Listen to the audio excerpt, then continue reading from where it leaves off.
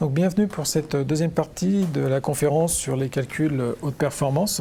Donc, dans cette seconde partie, nous allons voir le principe des instructions SIMD et comment les mettre en œuvre. Donc, nous allons commencer par une introduction. Nous verrons après quelques principes généraux, puis les quatre grands types d'instructions SIMD. Enfin, nous étudierons un exemple concret, la résolution des polynômes d'ordre 2. Et enfin, nous conclurons. Donc les instructions SIMD pour Single Instruction Multiple Data. Qu'est-ce qu'une instruction SIMD? C'est une instruction qui est appliquée simultanément sur plusieurs données. Données qui sont regroupées dans des vecteurs dont la taille peut aller aujourd'hui sur les différents processeurs à disposition de 64 à 512 bits. Cette technologie est très utilisée, notamment, par exemple, pour le calcul vectoriel ou le traitement d'images. Et beaucoup de familles de processeurs disposent de jeux d'instructions SIMD, notamment Intel et ARM, donc tant dans le monde du PC et du serveur que dans l'embarqué. Donc dans ce qui suit, nous nous intéressons uniquement aux instructions Intel SSE2 qui travaillent sur des vecteurs 128 bits. Donc nous avons trois types de vecteurs, les M128D qui contiennent des réels double précision, les M128 qui contiennent des réels simple précision, et les M128i qui sont dédiés aux entiers. Il faut savoir que dans ce jeu d'instructions, toutes les instructions sont suffixées et le suffixe de l'instruction indique le type des données manipulées au sein du vecteur. Premier type d'instruction incontournable, les instructions pour les transferts et les initialisations. Évidemment, il faut pouvoir aller lire les données en mémoire et écrire les résultats en mémoire. Pour cela, vous avez deux instructions, load et store. Et vous avez aussi des versions U, load U et store U, qui sont pour des accès non alignés. De préférence, on privilégie les accès alignés pour maximiser les performances. Et vous avez des instructions 7, 7.1 et 7.0 qui permettent d'initialiser des vecteurs avec que des 0 pour 7.0 et avec les deux premières, des vecteurs avec des valeurs que vous écrivez en dur dans le code, que vous donnez donc en argument directement aux instructions. Nous avons évidemment aussi des instructions arithmétiques et logiques, donc là je n'ai pris que quelques exemples. Pour les instructions arithmétiques, addition, soustraction, multiplication, division, et les instructions logiques classiques, le et, le ou, le XOR et le non-et. Donc un premier exemple de programme en SIMD. Donc nous avons un programme avec deux tableaux test 1, test 2, initialisés avec certaines valeurs en réel, donc en flottant, en réel simple précision, et un tableau résulte. On commence par charger les valeurs du tableau test 1 dans un vecteur vect1 avec l'instruction load. Puis nous chargeons les valeurs du tableau test 2 dans vect2. Nous pouvons ensuite faire la somme de ces deux vecteurs. Donc quand on applique une instruction SIMD, l'opération est appliquée terme à terme sur tous les éléments des vecteurs. Donc les éléments d'un même indice entre les vecteurs 1 et 2 sont ajoutés et le résultat est écrit à l'indice correspondant dans le vecteur R dans l'exemple présenté sur la diapo. Une fois qu'on a fait notre addition, on peut recopier le résultat, recopier le contenu du vecteur dans le tableau résulte, qui du coup au départ n'était pas initialisé, mais à la fin contient les résultats des quatre opérations, enfin des quatre additions, qui ont été réalisées simultanément cette fois. Nous avons aussi des instructions de comparaison, inférieure, supérieure ou égale. Et donc là, un premier exemple. Donc là, nous avons deux vecteurs et nous faisons une comparaison strictement supérieure entre ces deux vecteurs. Donc pareil, l'opérateur est appliqué entre les éléments de même indice sur les deux vecteurs.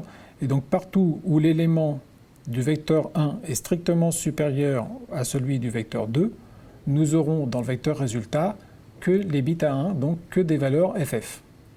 Donc partout où la comparaison est vraie, nous avons des valeurs FF. Partout où la comparaison sera fausse, à l'inverse, on n'aura que des zéros. Nous avons également des instructions de reformatage qui permettent de mélanger les données entre les vecteurs ou de déplacer des données au sein d'un même vecteur. Donc là, j'en ai pris deux pour l'exemple, unpack high et unpack low. Donc sur l'exemple, vous voyez qu'on donne à ces deux instructions les vecteurs vect1 et vect2. Unpack high génère un vecteur qui contient les éléments de poids forts des deux vecteurs passés en argument entrelacés. Et unpackLow contient les éléments de poids faible des vecteurs passés en argument entrelacés. Donc maintenant, nous allons illustrer tout cela avec le problème des polynômes d'ordre 2. Donc il s'agit de résoudre NB polynômes d'ordre 2. Donc les coefficients des polynômes sont fournis dans 3 tableaux, coef A, B, C. Les solutions sont écrites dans 2 tableaux, sol 1 et sol 2, sachant que les tableaux sol 1 et sol 2 contiennent des variables qui sont des structures, complexe underscore T, et que cette structure contient 2 champs réels et imaginaires. Je rappelle les formules de base pour la résolution des polynômes d'ordre 2. Seule simplification pour cette présentation, les racines doubles ne seront pas traitées de façon spécifique, c'est-à-dire qu'elles sont juste écrites 2 fois dans chacun des 2 tableaux. Et voici ce que donne le code pour résoudre les polynômes d'ordre 2 en SIMD. Donc nous commençons par instancier 4 vecteurs, puisque nous avons deux solutions par polynôme. Il va nous falloir donc 2 couples de vecteurs, et à chaque fois, donc dans chaque couple, un vecteur pour les parties réelles et un autre pour les parties imaginaires.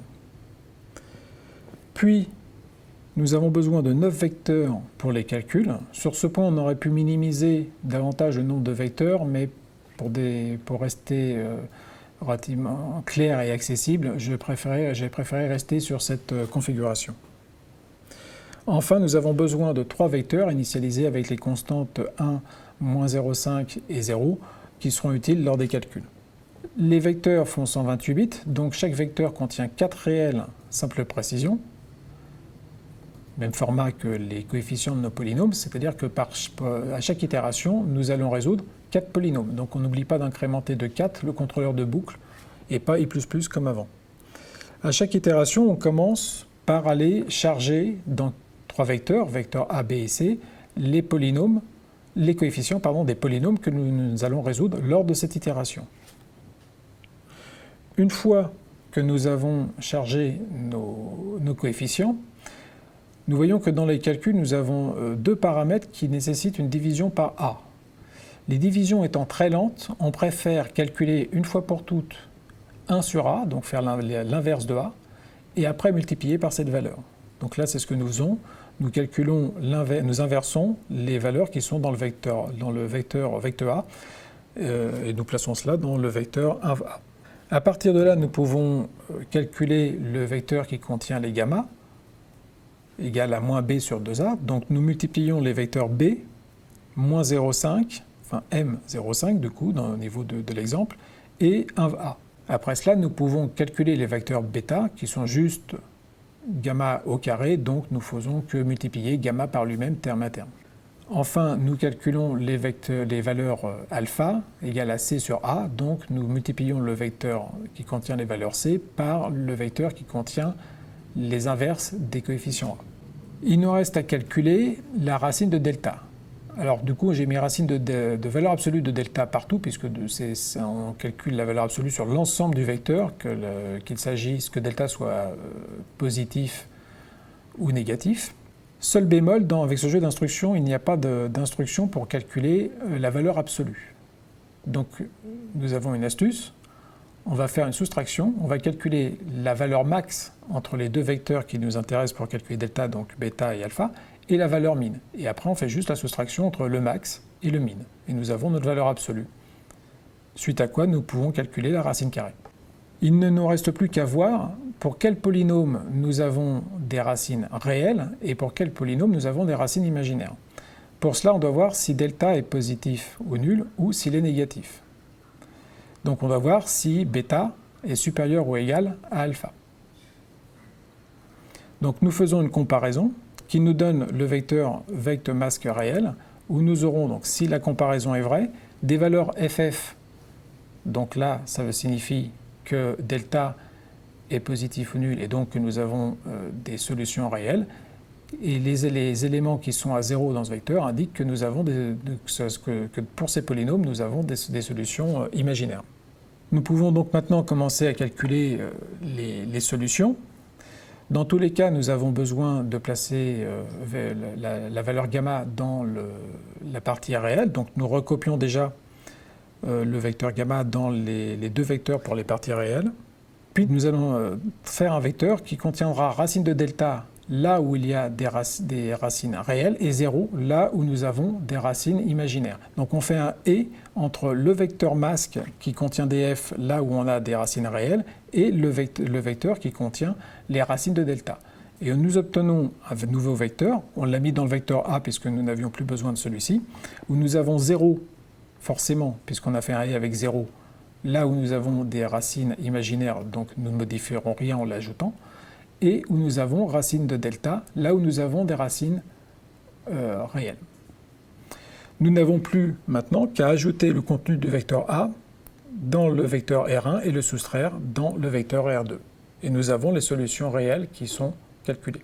Nous finissons avec les solutions imaginaires, donc de la même façon, nous allons réutiliser le vecteur qui contient les masques. Simplement, au lieu de faire un et, on va faire un et note, c'est-à-dire que tous les bits du masque vont être inversés. Là où nous avons 0, lui va faire le masque avec des 1, et là où nous avons des 1, il va faire le masque avec des 0. C'est-à-dire que cette fois, il va faire passer uniquement les valeurs là où nous avons des solutions imaginaires. Donc nous obtenons dans le vecteur I1, donc le vecteur des parties imaginaires pour la première solution, nous obtenons un vecteur avec des zéros là où nous avons des solutions réelles et les valeurs non nulles où nous avons les solutions imaginaires. Puis nous négativons ce vecteur dans le vecteur I2. Donc nous avons l'ensemble des solutions.